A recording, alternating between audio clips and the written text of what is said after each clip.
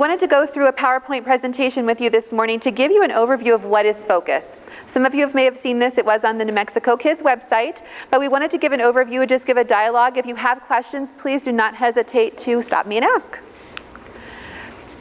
We wanted to give you a history of the TQRS in New Mexico, so the Tiered Quality Rating and Improvement System. So we started out in 1997 with bronze, silver, and gold, and very quickly realized we needed to make some changes to that tiered quality system. And then Aim High was born. And Aim High has been a very successful tiered quality rating and improvement system in New Mexico since 1999. And in 2012, there were a lot of talk about what do we do with our tiered quality rating and improvement system. It's working well in the state. There are some things that we could improve on within our tiered quality rating and improvement system, and then FOCUS was born from that. So it was taking all of the amazing things that were going in Aim High, continuing those into FOCUS, and then adding some new elements to that. So here is our mission. Our mission with the FOCUS TQRS is to support positive outcomes for all young children and their families. We use the early learning guidelines, birth through kindergarten, and we use an authentic curriculum and assessment process in order to meet the individual children at their developmental level and to help scaffold their learning. We provide on-site consultation to all of our programs that serves as the foundation for building relationships amongst administrators, educators, the consultants, to foster that respect and reciprocal relationship. We work with families, teachers, administrators, and FOCUS staff. We all collaborate to create a robust early education system in New Mexico designed for the full participation of each child. So how is FOCUS different? We target program and practitioner supports.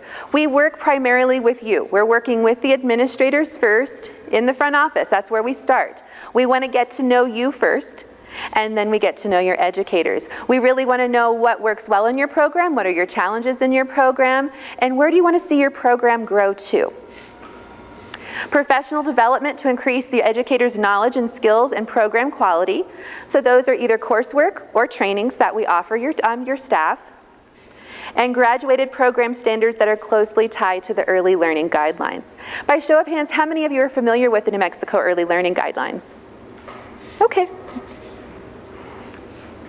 So the content related to child assessment, curriculum development, instruction, practice, learning activities, and adult-child interactions. We talk a lot, we observe a lot. We're seeing what's going on in your classrooms.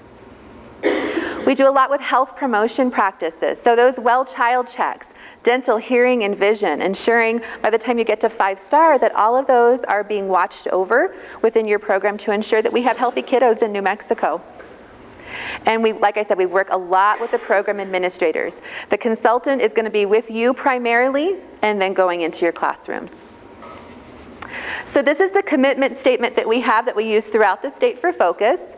So we are committed to creating and sustaining an early learning system that focuses on building high quality, comprehensive community programs that form a continuum of integrated services.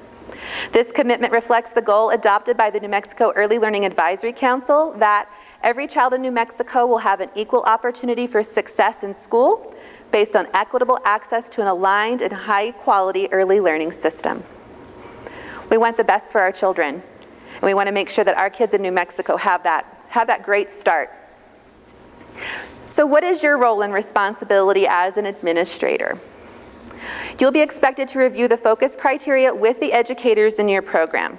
And we will get to that later today. We'll have a criteria review, and you'll have a consultant or a FOCUS staff member or someone at your table to be able to walk you through that. But then it's your responsibility to go back and have a staff meeting and go over that criteria with your staff so they understand what you've gotten them into. So in addition, administrators will also participate in all on-site consultation visits. So we're scheduling our visits with you. We want to be, like I said, we want to spend most of our time with the director.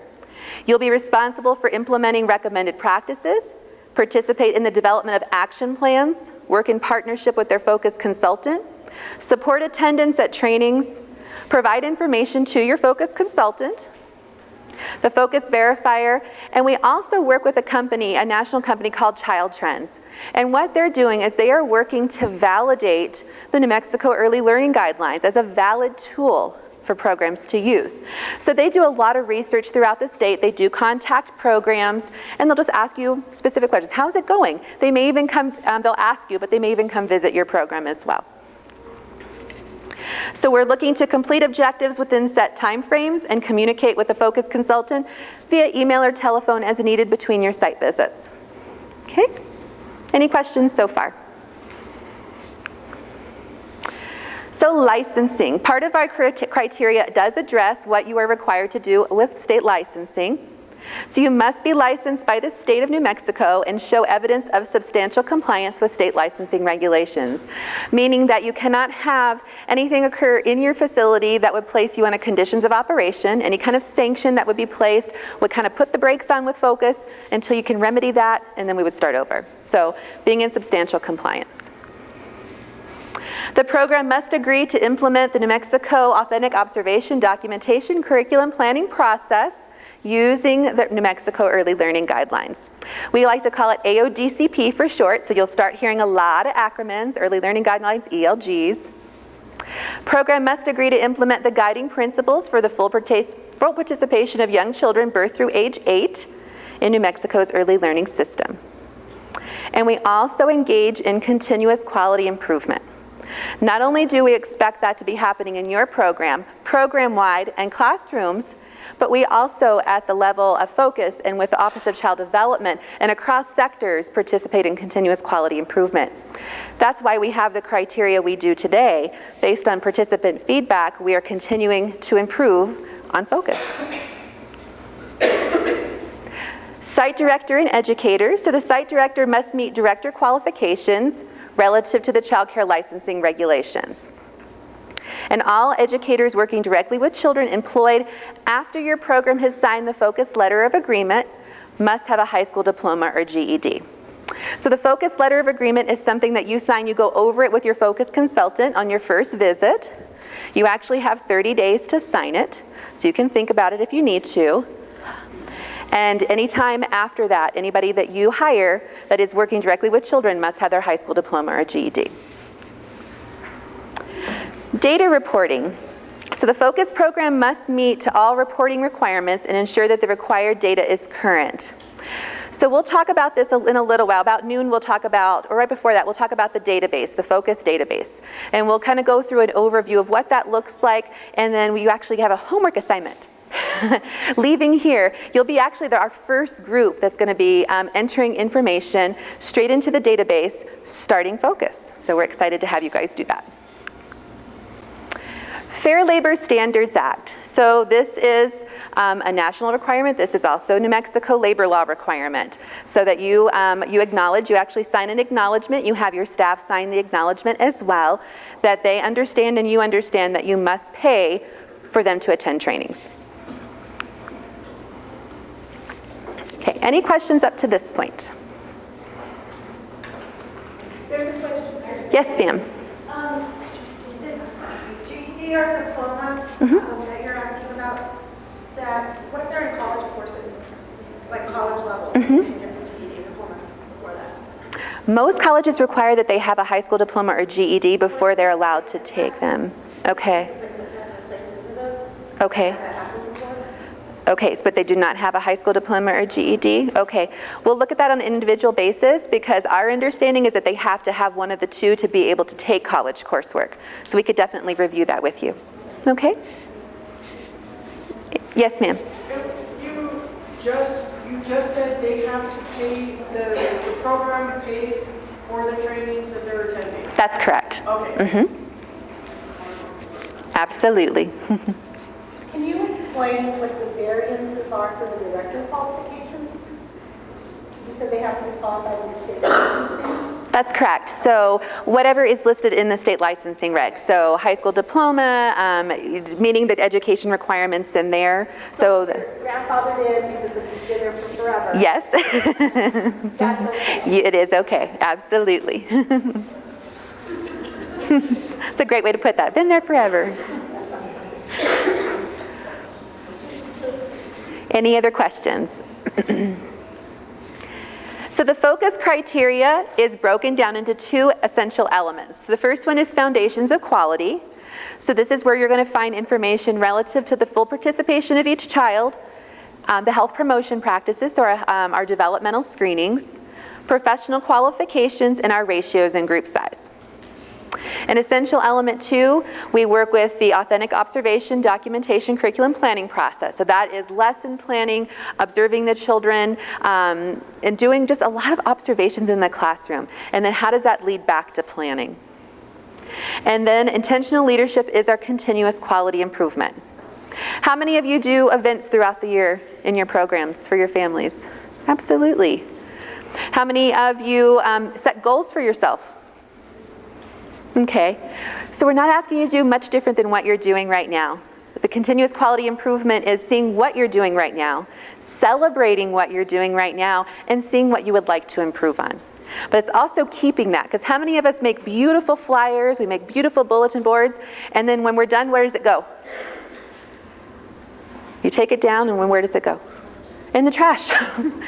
So don't throw it in the trash. We're asking you to save that information to show what you're doing in your program over time. So what do our consultants provide? Their programs. Our consultants, they are consulting you, they're consulting your teachers. They are coaching on any specific items where they see areas for improvement, and they're offering trainings as well. So in the consultant scope of work, they're going to train, coach, and consult. So they're going to work with you on that AODCP process. They're looking at lesson plans. They're looking at the observations that your teachers are completing. They're going to help you implement those New Mexico early learning guidelines. So once your staff have gone through training and have an understanding of what are the ELGs, then they're helping them implement that in the classrooms alongside you as the director. Looking at developmentally appropriate practice. Again, looking at continuous quality improvement. What are you doing right now, and where would you like to go? We have a powerful interactions training. Beautiful training. We love delivering this training. It's about being present. How do I be present with my children? How do I be present with my staff? How do I connect? How do I extend their learning? We also have our consultants work with you on available courses and trainings. Yes, ma'am. Do you guys have specific paperwork for the curriculum and assessment process? Or is it, if we're already using something, is that fine, or is it specific to your program? The consultant will look to see what you're using, and you are welcome to continue what you're using. We may have to add certain elements to make sure that you're meeting the focus criteria. We will make those recommendations to you alongside the consultant's program manager to make sure that you are meeting the criteria. But we have samples that you can use, or you can continue using your own as long as you're meeting the criteria. Okay? Where will we get the samples from our consultants? Consultants, absolutely. I have a question. Yes, ma'am. I have staff that have attended different focus trainings prior to our acceptance into the program. Can they use those? Absolutely, absolutely. The great thing about our focus trainings, unless you just love them so much and you want to keep taking them year over year, it is a one-time training. So if they have a certificate, or if a staff member comes to you from another program, if they bring their certificates with them and they have focus trainings, grab onto those. Make sure you have that copy and hold on to them. The consultants will also provide you with Teach Scholarship information. How many of you either have Teach Scholars in your program? I see that. Good. That's great. So we'll provide you information about the Teach Scholarship program as well. So Focus is a shared vision. This is aligning a lot of early childhood systems throughout the state of New Mexico. So we have so many different sectors that we work with, and we're working really hard to align them. So if a parent has a small child or is even pregnant, and you have home visiting support, and then they go into early intervention services, and then they go into a preschool service, and they go into Mexico pre-K, making sure that our systems are aligned to be able to support that child and that family from birth until they enter school. So here is a great demonstration of our early learning systems. So it goes prenatal all the way through 4-year-old kindergarten entry. So we have our home visiting program. We have our early intervention and our early childhood special education programs, childcare, which you guys fit into that category, then our early Head Start, and our New Mexico pre-K programs. So it's a lot of systems to align, a lot of systems to cross-train and work together. We're working very hard to do that. We've come a long way in the last 2.5 years as we've been building across sector. So forms used on site visits.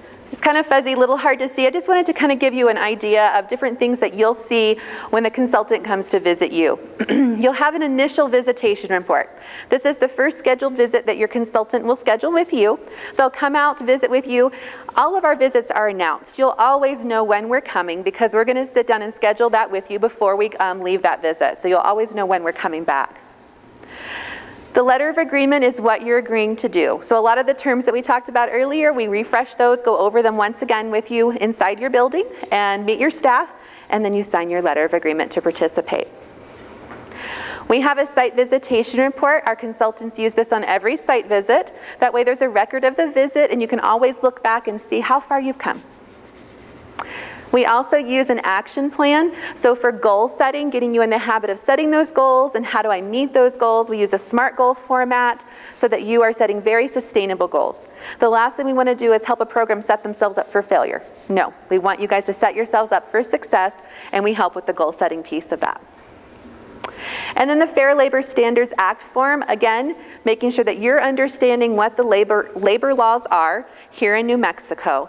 Because sadly, so many people just don't know what they are, and then they get dinged by the labor board because then they didn't even know they were out of compliance. So making sure you're understanding. Yes, ma'am. Are these visits given at the time that day, or do they leave and then we get them later? So right now we're transitioning to our database. So for all of you guys, you're going to be fresh in the database, and the site visit reports will be uploaded by the consultant either at the time of the visit, we say within 3 days that you will get your site visit report, and it'll go into the database. So once the consultant uploads it into the database, you will be able to see it. So it's not going to be given right there at the visit? It possibly could be, yes. And then the action plan? The same thing. So the same thing. So if you sign it ready to go and we have good internet connectivity and we can send it right then to the database, you'll be able to see it right then as well.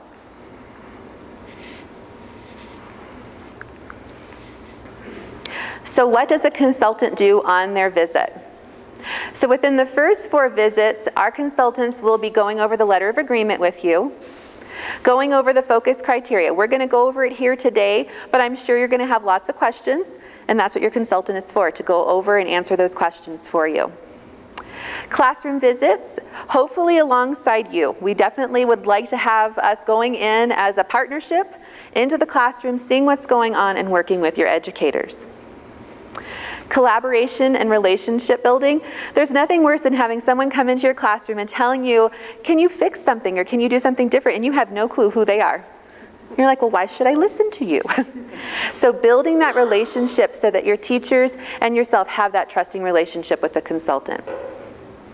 So program visit forms, transparent reporting procedures. As you know, we're all mandated reporters. If we see anything that is a health and safety violation, we do have to report it to state licensing. We will let you know that this is something that we saw, that we have a definite concern about, but we do have to make those reports. We'll provide you with contact information, not only for your consultant, but also for the management team, other consultants as well. The focus site information sheet, that tells us who you are. So there's nothing worse than walking into a classroom and not knowing someone's name. And our consultants really like to get to know the educators in their programs to help better support them. This tells us who's in each one of your classrooms. And then we want to know what your verification timeline is. What is your goal? Do you want to achieve 3-star within the next 6 months? Do you want to eventually achieve 5-star? And that's your long-term goal, and how long do you want to take to get there? Again, the Fair Labor Standards Act. We'll go over the focus trainings that are listed in the criteria. Go over the action plan, how to best utilize that in your program. Going over professional development plans, do you have them currently? If you don't, how can we best support you in implementing professional development plans in your program? And then when we revisit, we come back, we update those site information sheets, because we do have turnover. We want to know who's in your program.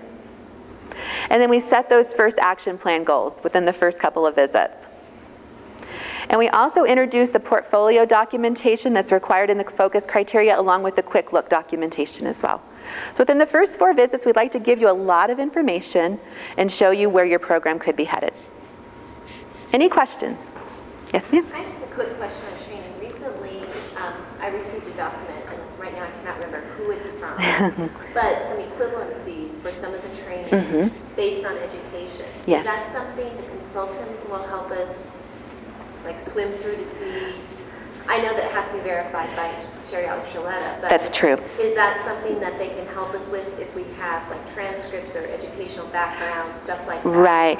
They're not going to be able to necessarily help you. I mean, they can say, okay, I do see that that was an education course taken in California. Okay. Please submit it and see if it's equivalent. Absolutely. Okay. Is that something that's up and running now? It is. It has been. Absolutely. Okay. So that's something that we can go ahead and start with our staff. Absolutely. So you'll be able to get that form from your consultant for the equivalency piece, and then you can decide which of your staff members you feel I need to see if this is equivalent. They took these courses, maybe here or somewhere else, and I want to make sure that they are meeting the right requirements, and they don't have to go back to school. Yes, ma'am. Does your current STAR status transfer directly over? It does not. And so the way it works is you're going to hold on to your current STAR status. So no matter what STAR level you are currently, you will keep that as long as you are maintaining either your accreditation through your national accrediting body or you maintain your AIM High. So you have to continue with your AIM High process, and I have our TTAPs here to discuss that here in a little bit. So you have to maintain whatever you're maintaining at whatever STAR level you are now. And of course, everyone has to maintain state licensing regulations. So until you reach, so if you are a 4-star program, for example, until you reach a Focus 4-star, you will be running both programs. The good thing is that a lot of what we have in our criteria is very similar or the same to what was in AIM High, and then there are added components that you would need to meet on the Focus side. Okay? Any other questions? So we keep that, our same STAR status until we meet? That's correct. That's correct. So frequency of our visits. So you're going to see your consultant at least twice a month, depending on the needs. Now, some of your programs may close in the summer, or it may be back to school time and you're like, I really cannot see you right now. And that's okay, because there are going to be crazy times throughout the year that you're like, I need to step back for just a moment, get this stuff on track, and then we'll resume consultation. At minimum, though, we do ask that our consultants are out in the field at least twice a month into your program, okay? The duration of the visit is going to be dependent on what's going on that visit. Now, if the consultant is there to do observations in all of your classrooms, they're going to be there a much longer amount of time than maybe you just needed to review training requirements. And it may be a much shorter time. Again, they're going to document those visits on the site visit report, and you will receive a copy of that. And then we always schedule our next visit while we're there with you on that visit. And if you need to cancel a visit, just shoot your consultant an email, text message. We all have cell phones, so you can shoot them a text message or just give them a call and reschedule. Not a problem at all. Okay? Any questions so far? So moving into the second part of our criteria, full participation of each child. So that refers to the range of practices that promote engagement in play, learning, development, and a sense of belonging for each child. Within full participation, we look at family engagement, we look at inclusive practices for children with developmental delays or disabilities, culture and language for our dual language learners, and promoting social relationships. We're not going to go deep into these right now, but those are the 4 components of full participation that we work with you on, that we help you set goals on, and that you just collect sources of evidence to support, yeah, I am doing this. I know that we're doing this. The intentional leadership piece, this is our continuous quality improvement. We break this down into a cycle, very similar to our authentic observation documentation curriculum planning cycle. It's a plan, do, study, act. So we establish a plan of action by identifying and describing and analyzing our strengths and our needs. It's not always about what's going on that is wrong. It's about what is going on that is good and celebrating that. Because even if we're celebrating what we're doing great, there's always room to even improve on that, okay? Then we implement that action plan to make some programmatic changes. And then we study it. How many of you use reflection or reflective practice in your programs? Okay, so you're gonna get used to doing this a lot more. You're gonna sit back and say, did this work or did it not work? Is this a program change that I want to make, or this idea fell completely flat? Let's go back to the drawing board. We go back to plan, we start over. If it did work well and you're wanting to make that programmatic change, then we act on it. We make those programmatic changes and we see how it works for the next 6 months, 3 months, whatever you would choose to do. So again, here is our intentional leadership plan, do, study, act cycle. It isn't a cycle. We have to keep it moving. It's not making a plan and then we just let it sit there. We're going to act on it. How many of your teachers have ever said to you, "Oh, I realize it's August. We need to get ready for our licensing visit." Or, "Oh my gosh, it's March. We need to get ready for our accreditation visit." What do you think when you hear that? You should always be ready, absolutely. So when we're working with continuous quality improvement, it's ensuring that we are always ready. We're always planning, we're always doing, we're always reflecting on something to study, and then we're acting on it, okay? So when you feel like you're just going in circles, you're doing it right. So within our Plan, Do, Study, Act, there are 10 areas of program quality that have been identified to help support your program toward better quality. So we have our AODCP, our Authentic Observation, Documentation, and Curriculum Planning Process, family engagement, inclusive practices, culture and language, promoting social relationships, health promotion and developmental screenings, professional qualifications, ratios and group size, environments, and then program administration and leadership. So it may seem like a lot, but when you break it down and look at what you're already doing within these, you're like, wow, we're already doing a lot of what we're being asked to do. And it's just about goal setting and moving forward. So here is our New Mexico Authentic Curriculum and Assessment. So this is our AODCP cycle. We wanted to show this because we do have the New Mexico Early Learning Guidelines at the heart of what we're doing. We are meeting every child where they are developmentally. We're meeting every teacher where they are. We're meeting every director where they are. And in turn, we're meeting every program where they are. We're celebrating where you are and what you're doing right now. Again, our Plan, Do, Study, Act. And then we like to pop this in the middle because both are a cycle. And when you're doing both well, you have a great program running. That is the end of our slide for what is focus. What questions do you guys have?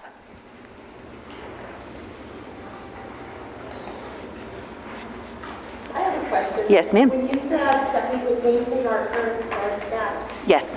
okay, so what if you are a five-star school, but it's not through an accredited body that the state is recognized? Right.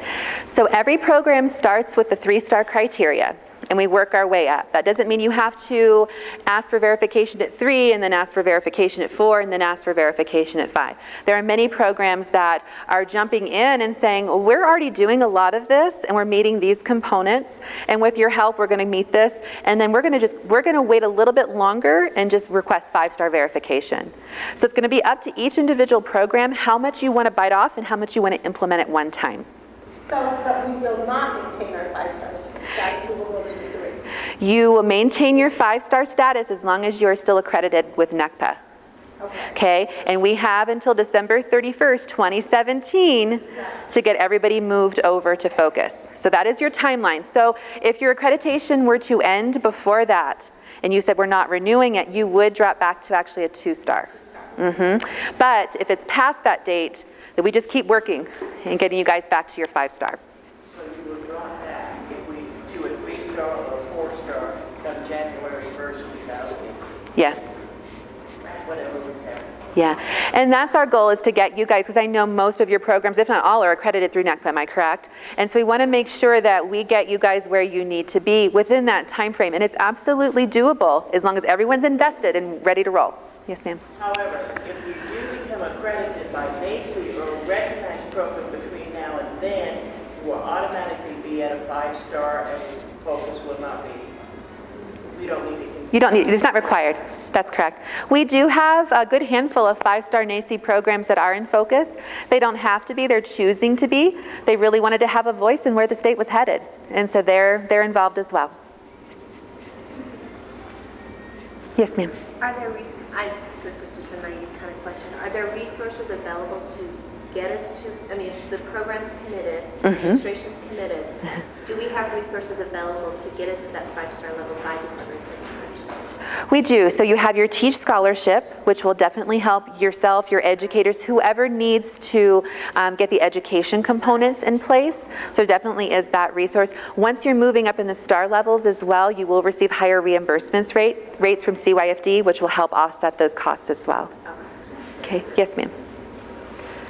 Is Focus going to still be implementing the ECRs and the ITRs? Great question. So we, in the original criteria, it was a requirement. In the current criteria, it's not a requirement, but it is a suggestion. So when you're looking at self-assessment in your continuous quality improvement process, and your teacher identifies, I really need to work on my environment, that's definitely, they can look at the ECRs, the ITRs, the class. There's a lot of different tools that they can use for self-assessment. Yes, ma'am. So if you already have a pre-K grad in your school, will the validator or one of you, will you be looking at that program too, or is that still observed by the grad program? So you get more than one person. You get two. You get two people. For right now, we do have 2 consultants in every program. So you'll have your Focus consultant and you'll have your New Mexico pre-K consultant. And they do work together to make sure that they're not telling anything different. All of our forms actually just align. So the forms that you're using in pre-K are the same forms you'll be using in all of your other preschool pre-K classrooms as well. So I'm Janet Galliano, and this is Luisa Chavez Scott, and we're both from the Cariño TTAP. And so some of you are familiar with us. We've been in your program. Some of you are not from this area, so welcome. And it's an exciting journey that you're starting here. And we're hoping to be able to support you in any way that we can. Where to put this thing? So a question came up about your star level and maintaining it. So that's one of the things that the TTAPs will do, is support while you are on Focus and still maintaining your star on Aim High for those that are not accredited. We will be coming out to do an annual visit as we have done in the past. So we will, we schedule the visits about 3 months before your license expiration date. And we will verify 1/3 of the classrooms, which is what we've been doing already. Photos are taken of the learning environments and the documentation. And it's a process that we approach from a very strength-based viewpoint. We want to acknowledge and celebrate the things you're doing and then provide some information that might help support you in the areas that you're having some more challenges in. You have 30 days to make corrections, with a follow-up visit occurring on or after the annual visit. And if all criteria are met, we send a signed notice of verification to the state. So for those of you on Aim High, that's the same process that you've been doing all along. So that process will continue. Do you want to jump in? So the difference that is going to happen now is for, again, this is for programs that are Aim High transitioning to Focus, is there's an interim protocol for you all. So if, when you guys get onto Focus, which is, you guys are accepted, yay. Just now. Yeah. What will happen is that the TTAP consultant is going to join up with your Focus consultant, and we're going to do a joint visit 30 days prior to your annual visit. And so that it's called the pre-verification visit. And so the purpose of this is to answer any questions that you guys might have for verification. What are you going to look for?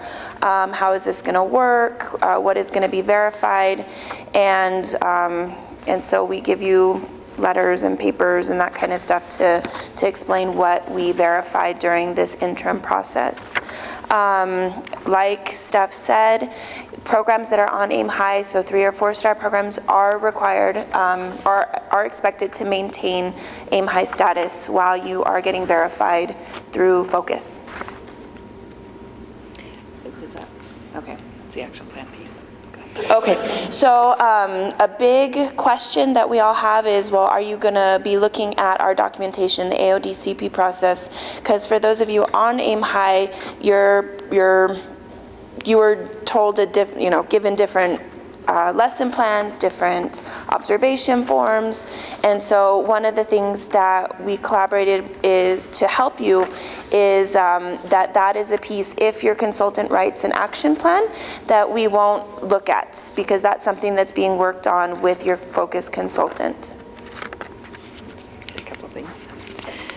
So in that process, although you are already documenting observations and doing lesson plans, the process looks a little bit different with focus. So let's say you got on focus today and your annual visit is scheduled next month, because that happens to some, that it's just like right around the corner. So you probably, you might not have an action plan in place that quickly with your consultant. You haven't had that chance to work it out.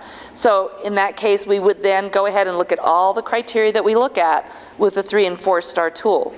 Say your annual visit isn't due until February. Well, then you might have started the process with focus on your paperwork, so the action plan would be in place and we would not be reviewing your paperwork. So you don't have to run 2 separate sets of documentation for the 2 programs. Does that make sense? So that's kind of the way that paperwork piece of it works. And at the pre-verification visit, we will bring the 3-star tool, the 4-star tool, have what's highlighted, if there's an action plan in place, what we will or will not have to look at. So you'll know exactly, and if you have any questions, that's why both the focus consultant and the TTAP will be there together, so we can answer any questions and help make that process go as smoothly as possible. You have us, you've got focus, you've got licensing, a lot of people pre-K, you know, lots of folks going through the door. So this is one piece that we were working to try to streamline and have communication to minimize the impact it would have on you. So the consultants will join, but our visits from TTAP are always unannounced. So except for the pre-verification visit, that will be announced. We will schedule it with you and the focus consultant. But once we go in to do our annual visit, those are unannounced. And you can choose to have your focus consultant present, so they would know when we were going, but you would not know. So that's the way that would work. And then also, if you say, no, I don't need to have the focus consultant there, then we will still share our results with the focus consultant. So that way we're all on the same page. So in the case that aim high criteria aren't met, we would do the reconsideration process. And so if criteria are not met, it's called reconsideration process for appeal. And the form is given to the program, and it has the timeline. It's 10 days to fill it out and to submit it. And then what will happen is that we will contact OCD, let them know what's going on, and then a decision will be made. The other thing TTAPs do, is training. That's one of our largest roles in our scope of work. So we will continue to provide training, all the regular trainings that we create, as well as the focus trainings. And so we work in collaboration with the focus group to make sure we're offering trainings that meet the needs of your programs. Some training is now offered online. Your consultants will go over that with you. And you would definitely need to check with your focus consultants to determine the training needs of your program staff. So you know where they're at, you know how much experience they have, what coursework they've taken, what other trainings they've had. So that is something you would discuss with your focus consultant to determine the plan for each of your staff. TTAPs still offer inclusion support as well. That is another one of our roles. Who here is familiar with inclusion services? Okay, who's not? Some people. I don't know. So inclusion services are, inclusion consultants can come out to your program, and we work with your teachers, the educators, to support them if you have children with special needs or children with challenging behaviors, and that is one of our roles, and we do offer that as well. So we brought handouts or flyers if that's something that you're interested in or you're not familiar with. So we can pass those out. Does So, any questions, comments, concerns? Yes. ma'am. Is that different than Childline, for example, or is it Childline? No, we are not Child Find. No, inclusion, we don't perform evaluations or assessments, those kinds of things. We come in and we're kind of like the first step towards maybe this child does need an evaluation, and we're trying to figure it out to provide resources to the families. So the resource might be Child Find, it might be an early intervention service, it might be mental health referrals, those kinds of things. And Luisa has a dual role with Cariño. She's a training and development consultant. She's also an inclusion specialist part of her Yes. time, so she does it all. So I bounce around. Yeah. Any other So, questions? any other? Any questions about the verification piece? Like I said, once we schedule that visit, then any detailed questions, any detailed questions you have will be answered by both us and the focus consultant. Okay, well, we wish you the best as you begin your journey with Focus, and look forward to seeing your progress through the next few months or years. Thank you. Thank you.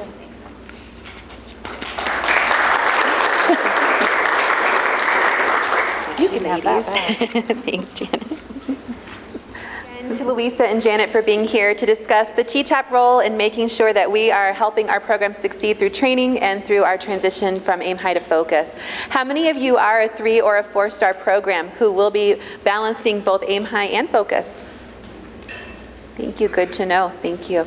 So I'm going to welcome our New Mexico pre-K staff up. They're going to talk to you about dual services that you receive while working with New Mexico pre-K and with your Focus consultant. Thank you. We do not have a PowerPoint. We like to think of ourselves as jazz artists. We're just going to improvise. All right. So my name is Alberto Mares, and I am a program manager here in the Albuquerque area with the central team. Pre-K is all over the state, statewide, and I focus specifically on helping consultants help teachers improve their practices within the New Mexico Pre-K program in the central area, Socorro, all the way to Cochiti, and also Portales. So I wanted to just give you a couple of highlights of what the Pre-K program entails. And I like to start with a story about how I became involved in pre-K. I actually was a reporter a very long time ago, almost 10 years ago, and they had asked me to do a story on one of the first pre-Ks that opened up in Santa Fe. And so I went there, and I was just marveled with what was going on in the classroom. This was a very ritzy class. They had, you know, the kids were playing with piano, with the headphones on, they were blowing bubbles, there was paint everywhere. And I thought, wow, this is what preschool is all about? And the teacher at the time had told me, well, yeah, you know, because of the pre-K program. The pre-K program is a state-funded voluntary program that provides a grant so that you can set up a pre-K classroom, implement the AODCP, learn about the ELGs, and just, you know, overall support, you know, teacher practice. Does anybody here have a pre-K classroom now? Anybody else? Yeah. And so I actually credit that experience for me becoming a teacher. I was so amazed by that. I thought, wow, somebody gets paid to play with teachers all day. I mean, play with kids all day. I thought, oh, I want to do that. And so about a year later, I went and transitioned to become a teacher. And I did not have the consultation support that the pre-K program offers.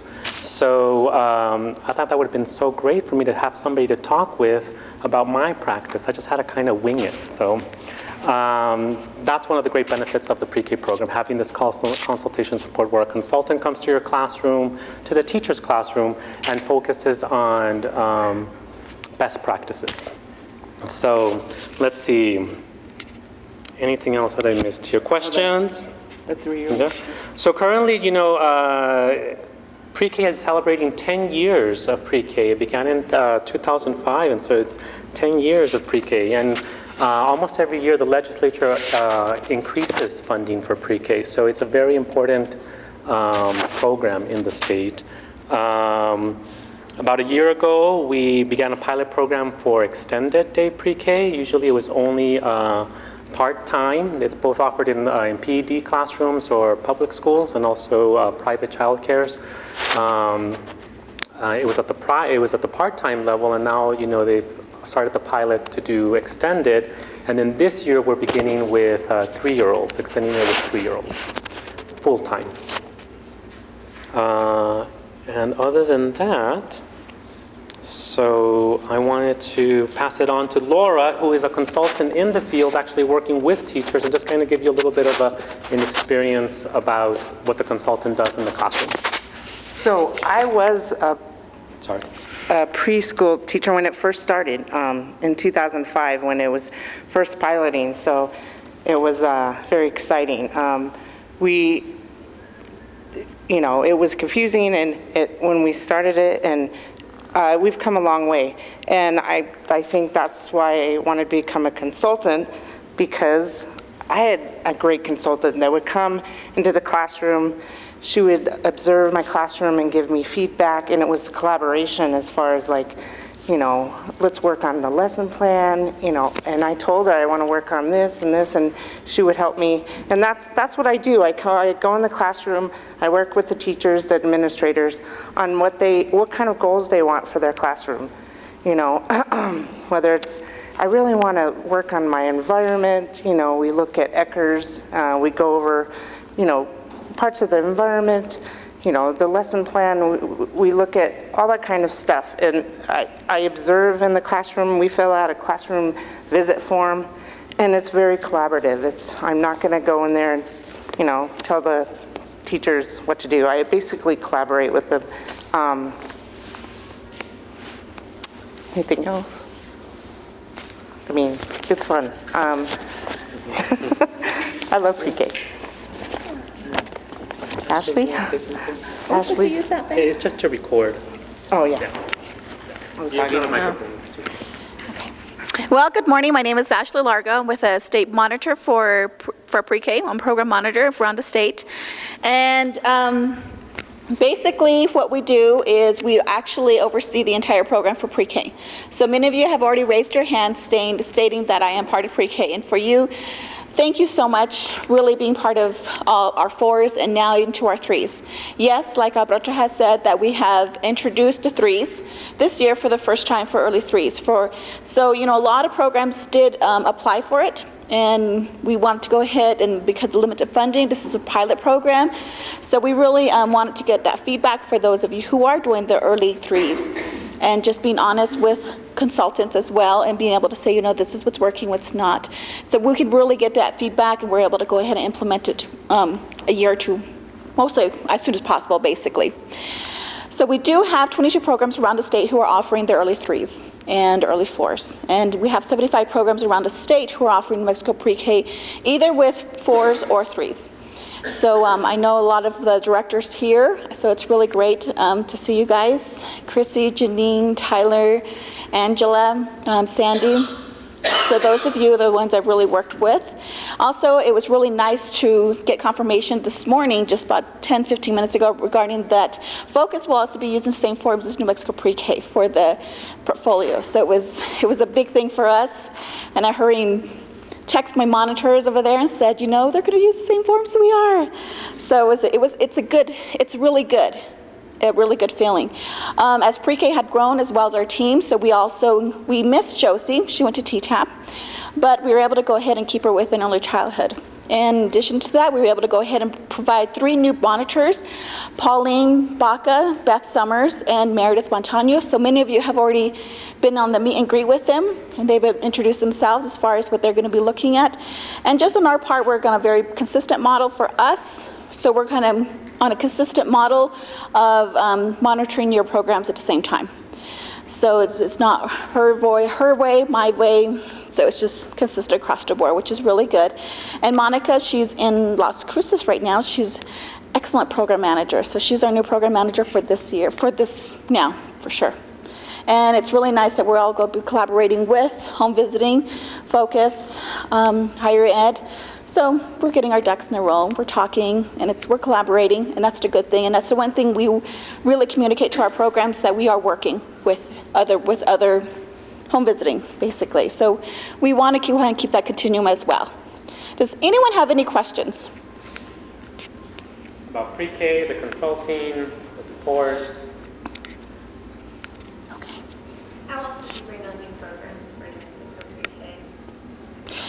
That depends on how many apply. So it comes out once a year, depending on the legislation, and we usually get a good feel, good head start, but it's not until the legislative actually gives the approval of how much budget they're going to be giving to us, then that's how we're able to go ahead and distribute, and depending on what you're looking for and asking, basically what you're requesting for.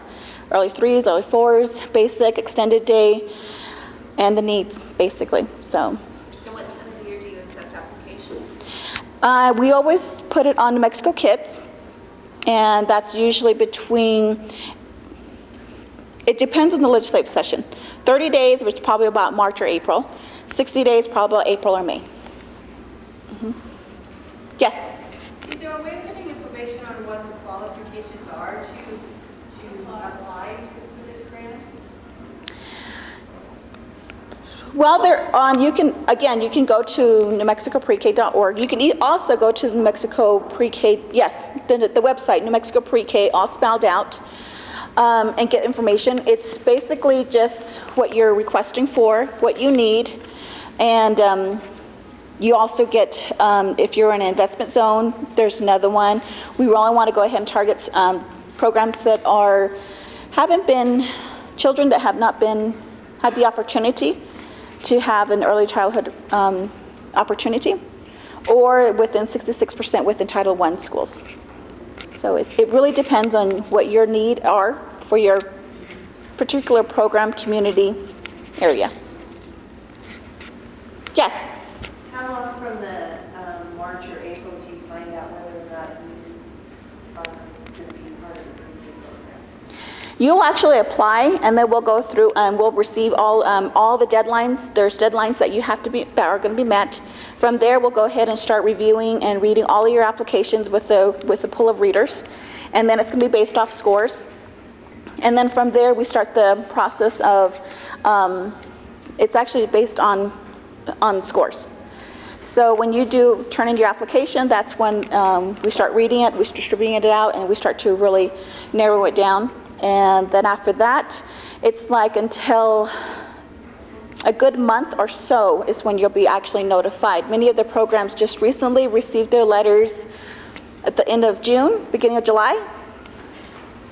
Okay, it's nodding. And I had a question. Yes? They're on where the ELTs are online, there are forms for, I believe, 2 and 3-year-olds, but they're the ELT forms, and they look like our 4-year-old pre-K forms. Are those the ones we're going to be using? So currently right now, there's been kind of like a mainstreaming of the forms. So originally the observation forms, is that what you're referring to? They were only specifically for 4-year-olds. And now as the 3-year-olds come on, they have been expanded into 3-year-olds with the ability to kind of also note milestones before 3 and milestones after 5. And so They had them on for years, 2 or 3 years, that same 4-year-old form, but it has 3-year-old rubrics. right. Those are the ones. Those are the new forms that you will be using in your programs that are somewhat universal. Now, if you're doing the 3-year-olds, you have that form. It gives you that entire continuum. And then there is specifically a form just for infants and toddlers that you will use that for infants and toddlers. But from 3 to 5, that form is universal for the 3 and 4s. Is that infant one online as well? The infant and toddler one is through Focus, that they can get through Focus, correct? It's not with New Mexico Pre-K. This is why you have a consultant, because there's a lot of fine tuning and collaborating and sorting things out as we try to come together across sectors. It's really helpful to have an actual person to walk you through each step and figure out things. So the pre-K consultant will really help you identify the forms that you're supposed to be using. We also have training that goes over the forms. Right, that was something I forgot to mention. We have training now, August, September, Yep. through November, I think. Pre-K teachers go to training to understand the AODCP process, the early learning guidelines, the forms, the reporting requirements. There's a lot of equivalencies between pre-K training and focus training. Thank you. So when you apply for that, do you apply for 3 or 4, or can you do both age groups? Yes, you can actually apply for both or what you need for your program. Yes. So if you have this grant program already, we're entering Focus, and now there's qualifications, so the trainings that are required through Focus that need to be paid for, by us, but if it's within the grant department and those teachers, does the grant still have to require that training, or is that based, you understand what I'm trying to, because you guys are now together? Well, there are some trainings that we're going to be, again, talking about further as far as the training equivalencies. And that's going to be further into discussion, I think, with Focus, if they want to go ahead and also expand on that. But there are that we are also working with Pre-K and Focus regarding your trainings and taking into consideration also probably your experience. Because the pre-grade grant teachers have special training they all need to receive. But I don't know, is that in line with Focus now? So It is. There's more work to be done, but so far we do have several equivalencies set up. There's actually a matrix. We compare that to show what's current has been evaluated and what is equivalent between Pre-K and Focus. The AODCP is what is mostly the same. So if you've taken day 1 and 2, or the new teacher training, which is 2 days in Pre-K, you're basically covering some intro to ELGs and intro to AODs, ACP, and Focus. So there's a whole process to go through, where there's a matrix that shows. What we don't want is you to have preschool, New Mexico pre-K teachers having to take 2 sets of training. So we are really working very, very hard to eliminate that, so you're getting credit for one or the other. Be patient with us, we're getting there. But that's We know starting how out, much because it those takes of your teachers are time. beginning to register for the training. Yes? I think just to clarify on the question from our table was, you can apply for both, but they're not mixed groups, they're not mixed age groups, they're separate. What I understand, there's 4 actual applications. There's a pre-K for 4-year-olds for the 9 to 12, or pre-K for 4-year-olds extended day, and then pre-K for 3-year-olds, 9 to 12, and then pre-K for 3-year-olds, the extended day. So I understand there's 4. Well, you are correct. There are 4 program options. Yes, she is talking about the basic 450 for 4s, the 900 hours for extended day, the early basic for 450 for 3s, and the early extended day for 900. And a lot of programs, it really depends on their program for their family needs. It's not only from 9 to 12. It can be different hours as far as what you're going to be looking at. We do have one program for sure in pre-K that's offering a basic program of 490, but maintaining that 900-hour status. So it just really depends on what your families need. So yes, there are 4 of them, and it depends on what you need. So there are 4 options that you can apply for. And again, for this year, for the first time, we got a great result of the extended day for the 4s.